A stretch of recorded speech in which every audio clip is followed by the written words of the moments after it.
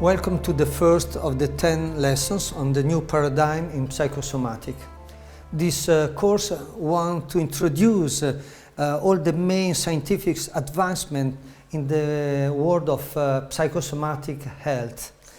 We will show you in the next lessons, starting from the first one, all the radical change in the main field. We will start with quantum physics, and then biology and evolution, neuroscience, medicine, psychology, psychosomatics, sociology, and we will end with education. This course is designed to present those fundamental knowledge, but is just a first course, an introductory course, because each of the information we give to you can really be learned in a much deeper way. Some of the information we will give in the next lessons about medicine, psychology, psychosomatics are coming from our wide clinical experience. In this center we saw more than 30,000 people who have attended our course and therapies. We start this new paradigm in psychosomatics in 1988. This is the first number of the Cyber Brain Mind Consciousness magazine. And in the 90s we did the first conference on the new paradigm in consciousness and psychosomatic.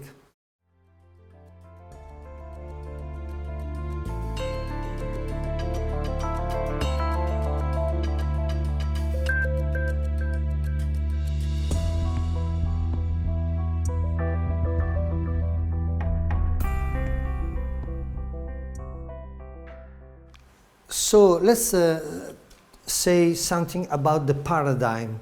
The paradigm is a model of a human being and of existence. It's a model that can give you a specific vision of reality.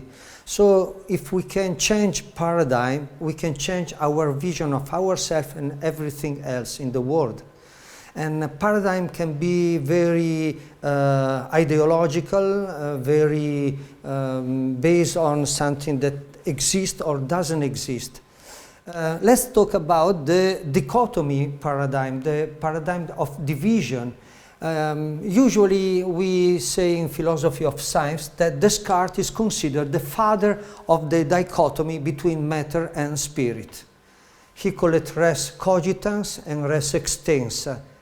And in reality, the history was quite different, because Descartes had a very holistic vision, a very unitary vision. He wrote this book, The World, in which he was trying to figure out an evolution, all the dimensions from physics, biology, medicine, psychology, ending with spiritual and the soul and the spiritual dimension of human being. But when he learned in the 1633 that the church has forced Galileo to deny his scientific discovery, Descartes said, well, it's not the time to present to the church something, a unity, because then they will interfere with scientific research. So he decided, let's divide and give the church the monopoly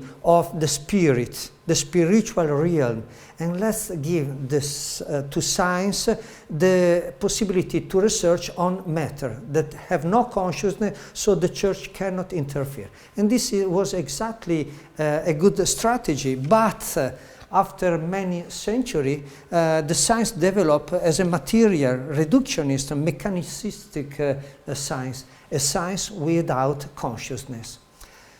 We have to wait to have a very new paradigm. The beginning of the new paradigm is the holism. In the middle, in the 1926, a South African philosopher, Jan Smoot, wrote the book Holism and Evolution. And he was proposing a holistic vision. Holistic means holistic from the Greek holos, all, the whole, the wholeness of thing, because he was saying that living beings basically are an undivided unity, something that cannot be break. So the beginning of the holism, of the new paradigm, is that a living system cannot be taken apart, otherwise he died. So that the entire, the holos, is much most precious than the sum of his parts. From that, we will see the system theory have created an incredible vision of the world. In this picture, we can see the evidence of the division between consciousness and matter. This is representing, in a way, the dichotomous paradigm. And if we want to get to transcend this division and to see the wholeness of our psychosomatic reality and of the world, then we have to do a deep change in understanding. In this way, the unitary paradigm sees consciousness as information. So everything concerns information, concerns a meaning. And we see matter as energy, because there is not something like matter. Matter is done by atomic particles that are made out of energy, actually by informed energy. Everything is an informed, intelligent energy. And if we see this, this is the bridge that can make the old dichotomy useless. We can see the unity. And we can see then, in more intelligent energy generated living unity, in the most evolved living being, this energy, intelligent energy, is forming self-unitary system. Unitary system are all the living being. And we will see in the next lesson about that.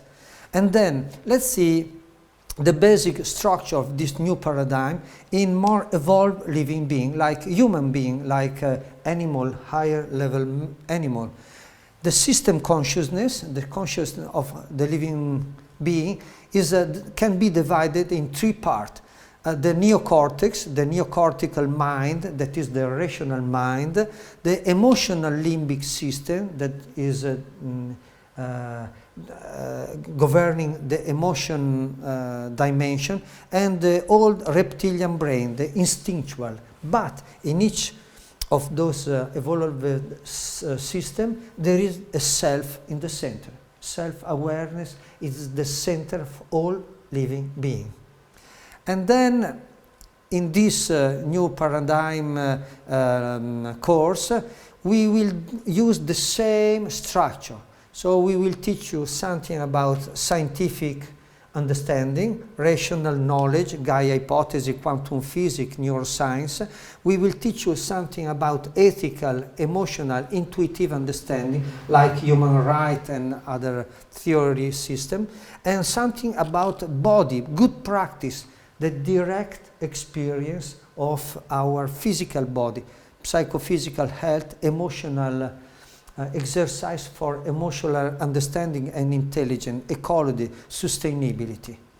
But in order to fully understand all the intellectual and theoretical information, at the end of any lesson, we will do a short direct experience.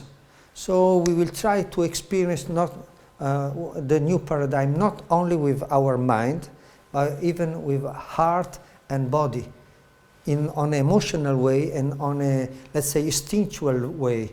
This represents a very core of the new education, of the new paradigm. So not just with our head, but with the totality of our being.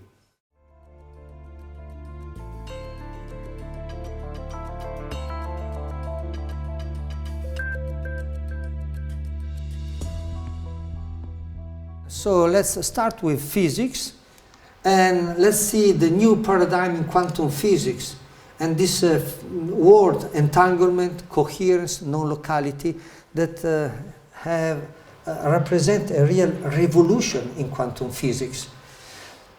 Albert Einstein, Nobel Prize for Physics. Matter is energy. There is not matter as something hard. Everything is made out of energy, particle.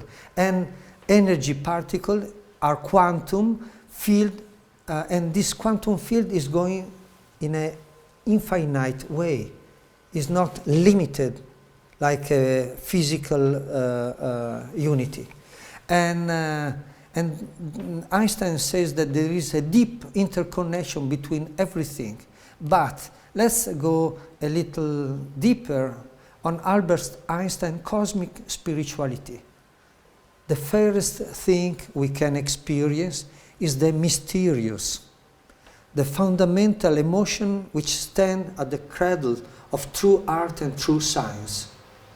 The scientist is possessed by the sense of universal causation. Causation means that universe is not just by chance. There is a deep meaning, a deep understanding, a deep feeling of everything. And the scientist can perceive this subtle organization, order, and is working to understand that. His religious feeling takes the form of a rapturous amazement at the harmony of natural law, which reveal a superior intelligence, something like that transcends our small knowledge. And in my view, it is the most important function of art and science to awaken this feeling and to keep it alive in those people who are capable of it. This is exactly what we are trying to do in this course. Just to make some information, let them go inside your brain, in your heart, in your body, so you can awake a sense of the mysterious, of the beauty, of a deeper intelligence of the whole system. Eugene Wiener, Nobel Prize in Physics. Consciousness is the primary reality. And it's a very strong statement for a physicist. And let's see, Max Planck, another of the father of quantum theory, I regard matter as derivative from consciousness. It's like consciousness is creating something that we see. And he say, I regard matter as derivative from consciousness, from a cosmic intelligence. And it's really strong, it's really important, and we can really feel it. Heisenberg, Nobel Prize in Physics, consciousness changes matter. The act of observing creates an interaction from with the observed object and modify the function. The wave function can be modified just by the consciousness of the scientist that is doing the experiment. And this uncertainty principle of Heisenberg is telling us that the nature of reality in each part is a probabilistic nature, not a deterministic nature. That means that there is a space. Life is not square, is a flux of energy, is a flowing life. And we are, up to a certain point, free, because this probabilistic makes us free to decide. But one more thing is very important. What if consciousness is interacting and modify something outside? What happens when consciousness is going inside and our consciousness becomes a self-consciousness, observing ourselves? What is the deep modification that happens? We will see in the next lessons some answer for that. That is really important in a psychosomatic paradigm. And Schrödinger say there is definitely a quantum entanglement. Everything, every single quantum particle are interconnected, is interconnected. And the quantum entanglement is a phenomenon where two systems are connected but to each other. And that means an instantaneous and non-local connection between quantum systems. This is something incredible. Many people say, I'm really connected with you. And this is not something that is happening just at the human level. It's happening even at the quantum level. Our reality is not just many pieces getting together by chance. It's something that is creating, is evolving, is moving. And this is an interconnection, means an exchange of information, an exchange of consciousness, intelligence, capacity to understand. So, David Bohm was an Einstein colleague. He wrote very important books of quantum mechanics and physics. And he said every particle is accompanied by a holistic field. That is a field of active information. Active means intelligent information. It's not just like a computer receiving or giving information without knowing, without perceiving the sense of the information. Atoms are getting in touch. They receive and they change. So there is, he said, there is a subtle mental quality in every quantum field. There is consciousness even at the quantum level. This picture represents Alfred North Whitehead, was a British philosopher. He wrote with the Nobel Prize Bertrand Russell, a famous book, The Principia Mathematica. This very interesting, famous scientist proposed that even a quantum particle have a proto-consciousness. That means a very primitive form of feeling, of perception, of memory, of intelligence. And just remember that we are made out of atoms. We are an electromagnetic field, a quantum energy field done by billion of trillion of very small quantum particles. So it's not far to understand that the tiny bricks that are building up our being are just intelligent parts, intelligent unity, sensitive unity. So, Giuliano Preparata, Emilio Del Giudice. They were very important Italian scientists. They wrote something about quantum field coherence. And then they discovered that the quantum coherence is the law that is getting information together, matter, atom, particle together, creating a unity. So it's the law of unity and co-evolution. And they were really friends of mine, and we spent many, many nights just arguing, searching, try to find a way to understand this incredible quantum field coherence. And just imagine coherence as when many molecules, like water or even complex molecule, coherence means they are playing together, they are dancing together. So when we dance together, our force is really getting higher. You know that even people cannot do march together on a bridge. They have to broken this step, otherwise the bridge can collapse, because if they are synchronized, they become just the movement of their legs become too powerful. And he discovered the coherence domain. These are some group system of molecules, and inside this system, like this one, the molecules get together, they share information, and they become there is more energy inside and information than outside. And this breaks the law of nega-entropy and is creating the first proto-cell. A protocell means is the beginning of cellular biological life. A protocell, there is more intelligence, more energy, more information inside than outside. So those molecules get together. They feel to be part of a unity. There is an exchange of meanings and information.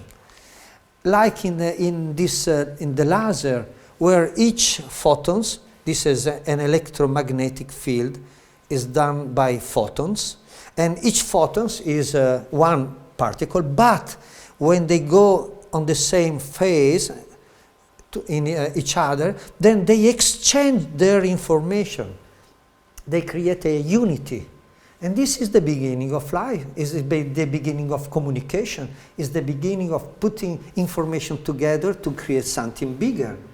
No man alone can create a monument or big building. Many men, one is projection, is doing a drawing, an idea, another one, the engineer is doing some other work, and then they create the stone and the pieces, and then thousands of people are creating one building.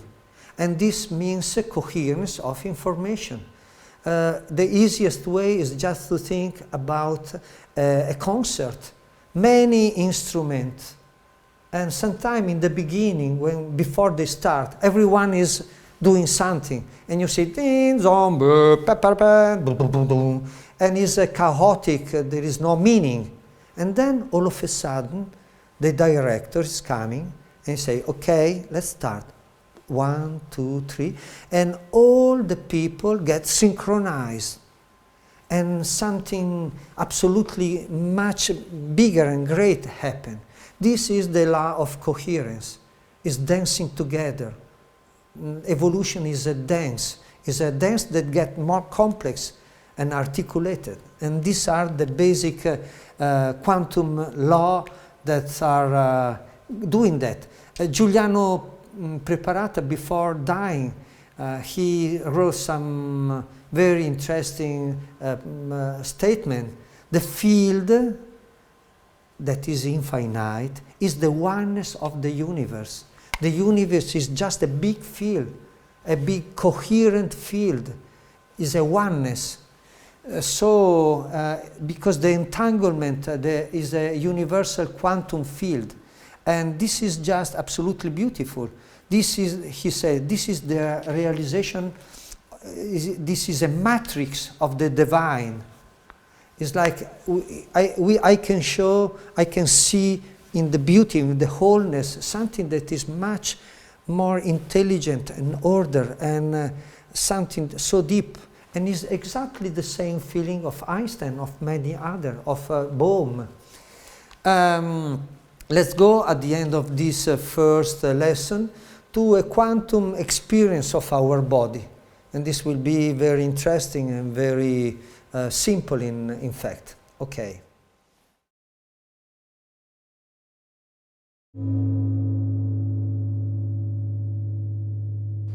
So now have a seat, just relax and easily take your position in a good way so you can feel comfortable, and just close your eyes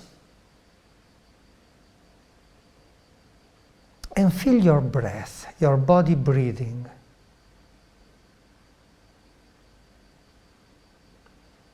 Feel your breath, the air coming through your nose, in, out.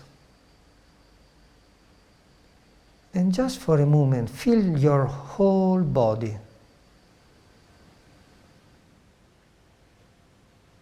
The whole shape of your body, the whole feeling of your body. Breathing.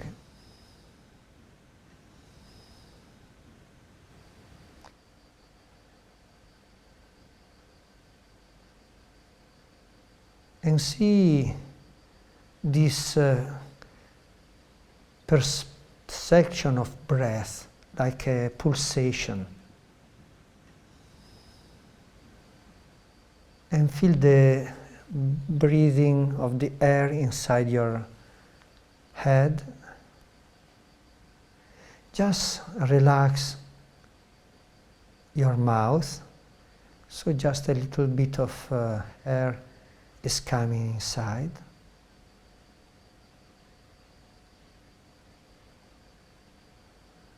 So from the nose, from the mouth, all the head, the throat, the chest is breathing.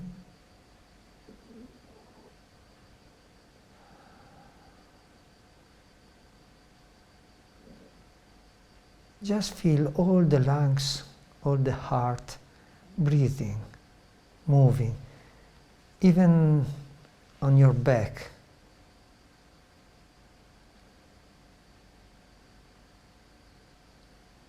And now feel even your belly,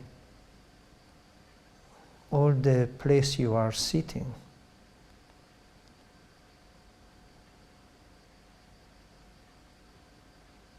And just feel all together, one breath, the head, the throat, the chest, the belly is one breath.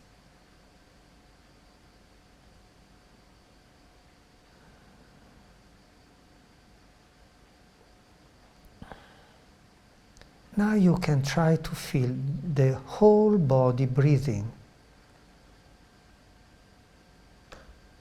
Just be in your breath. You are alive because you are breathing, because you are sensitive.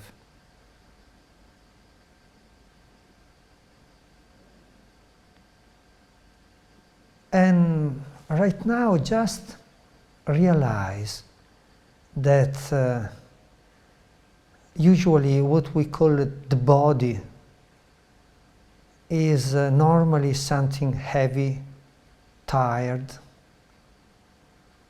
with a lot of gravity, sometimes even painful. And usually we try to command the body with our mind.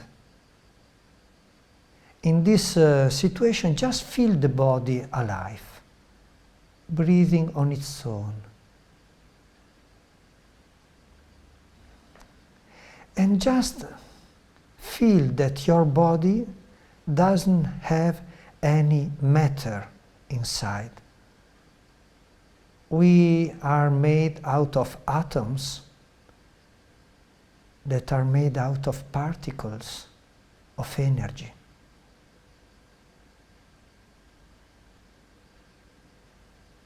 So feel all the quantum field of your being.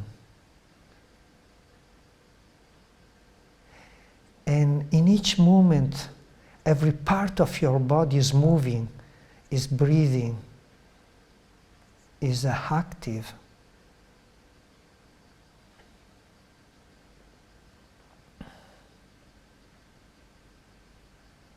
Our ground is atomic energy, quantum energy. Just feel the wholeness of your energy body, quantum electromagnetic energy body, and just be.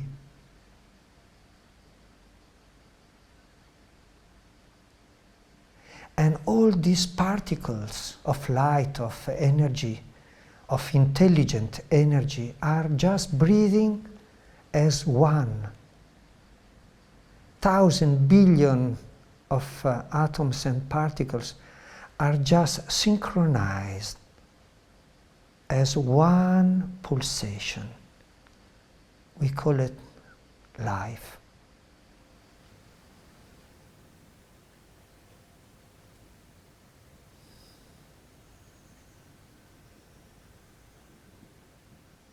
Open your heart and just enjoy to be alive, to have a quantum atomic energy body.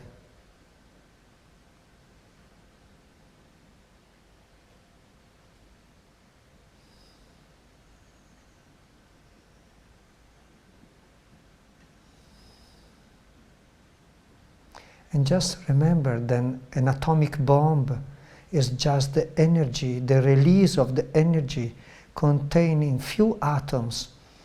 So we have a lot of energy inside.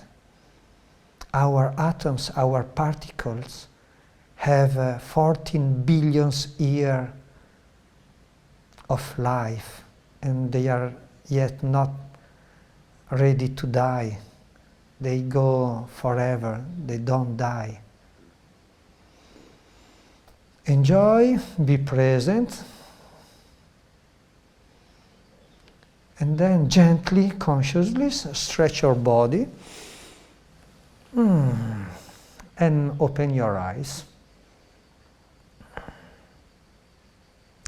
Molto bene, very well.